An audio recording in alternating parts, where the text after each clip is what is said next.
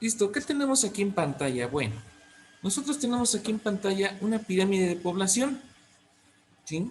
Tenemos pirámides de edad e índice de dependencia demográfica del año 1950 al año 2050. Tenemos una proyección a futuro, ¿sí? De 100 años. ¿Qué quiere decir esto? Que con estos datos estadísticos, nosotros podemos de alguna manera predecir cuántas personas van a haber, ¿sí? En un país o a nivel mundial. En este caso estamos hablando de México, ¿sí? Tenemos varias pirámides aquí formadas, ¿sí? Que ya vimos que son progresivas, regresivas y estables. Fíjense muy bien, de color azul tenemos a los hombres y de color rosa a las mujeres, ¿sí? Pirámides de edad e índice de dependencia demográfica. Tenemos una proyección para el año 1950, eran 80 millones de personas, ¿sí? 0.82 hubo un crecimiento para 1970, ¿sí? Sube la estadística y la pirámide empieza a transformarse. Ahora, para 1970 hacia el año 2000, ¿sí? Pasan 30 años. ¿Sí? ¿Qué quiere decir? Que en ese sentido va disminuyendo la población y la pirámide va cambiando. Si aquí tenemos en las dos primeras una pirámide progresiva, ¿sí? Que tenemos su base más ancha y en la cúspide está muy delgada, vamos a pasar a una pirámide estable, poco a poco se va transformando. Ahora en el año 2000, sí tenemos este tipo de pirámide. Conforme se van acercando los años al año, bueno, estamos en el año 2021, ya estamos aquí con la proyección del año 2025, hubo un decremento de 0.46% en la población mexicana. ¿Sí? Ya la pirámide se está convirtiendo en una pirámide estable, ¿sí? Con la base menos ancha, la cúspide un poquito se está haciendo más ancha, ¿sí? Pero la población de 20 años a 60 años, ¿sí? Se va volviendo estable y posteriormente para el año 2050 tenemos un ligero incremento de 0.62% en la población mexicana, tanto de hombres como de mujeres. Recientemente acaba de salir un informe del INEGI donde informa que somos 122 millones de mexicanos. ¿Sí? Posteriormente, ya con este Instituto Nacional de Estadística y Geografía actualizará la base de datos y posteriormente saldrán los resultados, pero ya de manera gráfica y estadística, como lo tenemos aquí en esta presentación. Ahora, ¿qué es lo que pasa? ¿Por qué es importante tener este tipo de proyecciones? Bueno, porque cada país tiene un ritmo de crecimiento distinto y diversa composición geográfica y demográfica. Estas características son determinantes en los tipos de problemas socioeconómicos que cada sociedad enfrenta. Cuando la población aumenta con rapidez, ¿sí? Como es este caso de estas dos primeras pirámides, ¿sí? De los años de 1950 y 1970, son mayores las demandas de empleo, vivienda, alimentación, salud y educación. De igual manera, si un país registra decrementos demográficos, significa que su población se reduce, ¿sí? Que hay menos niños, ¿sí? Y que significa que su población se reduce. En un futuro próximo habrá menos población en edad de trabajar. Como ustedes se pueden dar cuenta, aquí en estas dos pirámides la tasa de natalidad es muy, muy alta.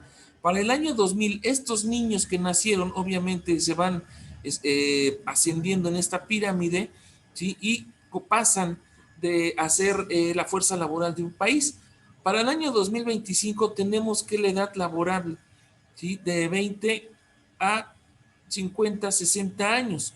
Pero para el 2050 la tasa de natalidad ya es muy baja, por lo tanto no hay personas para trabajar y sacar al país adelante. Ahora bien, la mayoría de las proyecciones de población que realizan distintos organismos internacionales coinciden en señalar que en el futuro, el crecimiento de la población en el planeta se mantendrá estable, como lo es este tipo de pirámide en el 2025 y en el 2050. Todavía alcanzamos a observar que esta pirámide de población es una pirámide estable.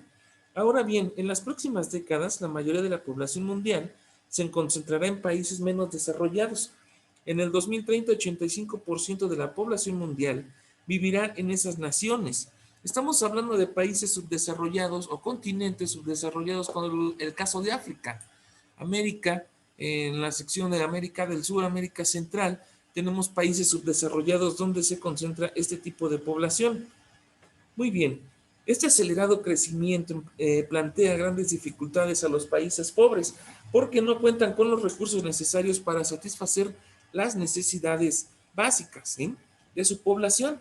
En pocos años aumentará la demanda de alimentación, vivienda, trabajo, educación, servicios de salud, entre otros. Y aquí tenemos un esquema, ¿sí? Este esquema nos está mostrando, ¿sí?, lo que son algunas políticas. Nosotros hemos hablado en clases anteriores sobre este tipo de problemas, ¿sí? ¿Qué pasa? Cuando hay mucha población, obviamente, pues va a requerir servicios, va a requerir un médico que lo atienda, ¿verdad? Va a requerir más comida, va a requerir educación, trabajo, seguridad social, seguridad en las calles, etcétera. Entonces, el Estado tiene una gran responsabilidad de poder brindar a sus gobernados estos tipos de justicia social. Recuerden, la justicia social se compone de 5 elementos: trabajo, educación, salud, alimentación y vivienda. Son estos 5 rubros los que el gobierno, el Estado, debe de cubrir para sus gobernados. En este caso aquí tenemos, ¿sí?, un esquema: políticas. Las políticas deben de ser económicas, enfocadas al trabajo, a la inversión en la agricultura. Debe también de haber una política social, ¿sí?, donde se cumpla la satisfacción de los gobernados. Hay otro tipo de políticas, pero mientras nos enfocamos en estas dos. Y por último, las políticas demográficas, ¿sí? Aquí tenemos este esquema en rojo. Las políticas demográficas, al menos en México, son muy pobres o muy escasas. ¿Por qué? Aquí tenemos las características modificables de la población. ¿Qué es lo que modifica a la sociedad? En el asunto demográfico tenemos el volumen, ¿sí?, el volumen y la composición social. ¿Qué quiere decir? Las personas que habitan, ¿sí? Y aquí tenemos lo siguiente: los 3 componentes demográficos de manera muy importante. Tenemos los nacimientos, es lo que modifica una pirámide de población, ¿sí? Para el 2050 ya vimos la pirámide anterior, pues va a haber muy pocos nacimientos y ahí ya está modificando, por ejemplo, la edad de las personas para poder trabajar, ¿sí? Porque si no hay personas o adultos que trabajen en un país, el Producto Interno Bruto pues desciende, va a haber pobreza, va a haber escasez. También tenemos otra situación que cambia los datos demográficos, que son las migraciones y por último las muertes. Estas tres características son las que modifican los datos demográficos dentro de un país. Ahora bien, en aproximadamente 30 años se presentará un rápido proceso de envejecimiento en los países desarrollados y varias naciones en desarrollo iniciarán sus propios procesos de envejecimiento, en especial los del norte de África. Estamos hablando de países como Libia, Egipto, etcétera, que abarcan a la población en edad escolar. Implicará que el gasto social para el equipamiento de escuelas y formación de maestros disminuya, pero al mismo tiempo se deberá aumentar la inversión en los sistemas de salud y seguridad social para mejorar la atención de la población de ancianos, ¿sí? Entonces, es parte de lo que estamos hablando. Vamos a necesitar muchísimos servicios y el Estado los va a tener que brindar a su población. Por último, si la estructura económica de los países menos desarrollados no genera suficientes puestos de trabajo, no habrá empleos necesarios para cubrir la demanda de los grupos de población en edad laboral, lo que provoca que migren en busca de trabajo y a la vez el aumento de la población en los países de destino. En los próximos años, el crecimiento de la población en nuestro país continuará siendo pequeño gracias a que la tasa de natalidad se mantendrá en valores bajos. Por último, en México, la población de 15 a 64 años es mayoritaria. Están en edad laboral y se les considera económicamente independientes. Los niños y ancianos, en cambio, se consideran dependientes, ya que por lo general no trabajan. El bono demográfico implica que la proporción de población trabajadora es mayor que la económicamente dependiente. Sin embargo, para aprovechar ese bono, debe haber empleo suficiente para este sector mayoritario. Y aquí tenemos en pantalla las proyecciones de las cuales yo les hablaba. Del lado izquierdo tenemos el rango de edad de 0 a 4, de 5 a 9, de 10 a 14, de 15 a 19, va de 4 en 4 hasta llegar hasta 80 y más años. ¿Sí? Del lado izquierdo tenemos a los hombres y del lado derecho tenemos a las mujeres. ¿Sí?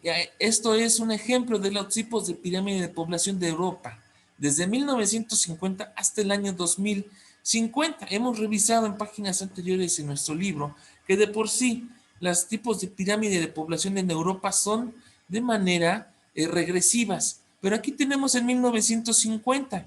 Esta pirámide en primer principio se viene modificando, tiene una alta tasa de natalidad, personas en edad laboral, pero dense cuenta que hay un retroceso en personas de 30 a 34 años de edad, tanto hombres como mujeres, y posterior de 35 a 39 se va disminuyendo hasta más de 80. Para 1970 la situación va cambiando. Ahora, esta población de 30 a 34 pasa a estar de 50 a 54, ¿sí? Y posteriormente va avanzando. Para 1990 ese tipo de pirámide se va cambiando de una manera estable. Para el 2030 ya tenemos estas proyecciones donde se vuelve una pirámide regresiva, ¿sí? O desequilibrada. Entonces, la pirámide progresiva es de base ancha con cima pequeña. En el segundo conjunto de pirámides, dice la pirámide regresiva es de base más estrecha que el centro y cima relativamente ancha. Y por último, la pirámide desequilibrada, existe una desproporción tanto en la composición según sexo como las edades. Muy bien, y ahora vamos a pasar a este pequeño esquema. Aquí tenemos un crecimiento poblacional. ¿Cuáles son los problemas de que crezca la población de un país? Bueno, tenemos estas consecuencias, el alto consumo de recursos naturales, porque si hay más personas, necesitan más mercancía, más agua, más materia prima para producir ese tipo de mercancías. Tenemos también la explotación y el desarrollo tecnológico. Y esto está en verde porque obviamente estas personas van a requerir cubrir sus necesidades tecnológicas. Por lo tanto, se va a desarrollar la investigación. Pero también hay una sobreexplotación de ríos, lagos y mantos acuíferos para abastecer las grandes ciudades de agua potable. Habrá también una tala desmedida debido a que como necesitamos comida, vamos a necesitar terrenos para pastoreo y que se desarrolle la ganadería, así transformando la geografía o el medio ambiente donde se encuentren este tipo de población. Y por último, empobrecimiento de los suelos de cultivo. Al pasar de una agricultura sustentable, de alguna agricultura estable en ese sentido, pues se va a tener que explotar cada vez más la tierra para poder cubrir las necesidades, ¿sí?, de alimento de este tipo de sociedades. Aquí están los riesgos del crecimiento poblacional. Muy bien, con esto finalizamos nuestra explicación del tema implicaciones sociales y económicas del crecimiento y composición de la población.